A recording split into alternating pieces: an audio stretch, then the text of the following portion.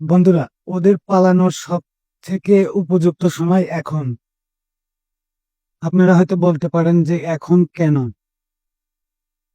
দেখেন, ওদের তো টাকা পয়সা ছিল না, ওরা সবাই ছিল ফকিন্নি। কারণ এখন কোটি কোটি টাকা হয়েছে, আপনার বাড়ি গাড়ি, এমনকি আপনার কেউ বিয়েও করছে না, এর মধ্যে সবার নারী হয়ে গেছে আর কি। তো এর মতো অবস্থায় যদি ওরা আপনার পালিয়ে যায়, তাহলে ওদের জীবন যাপনটা খুবই আপনার শৌখিন ভাবে করতে পারবে। আর যদি এমতো অবস্থায় দেশে থাকে, হয়তো পরবর্তী সময়ে আপনার এদের শেষ বয়স পর্যন্ত আপনার জেলে কাটাতে হতে পারে। কথাগুলো হয়তো এখন শুনতে খারাপ লাগবে, কিন্তু এদেরকে পালাতেই হবে, এটাই বাস্তব।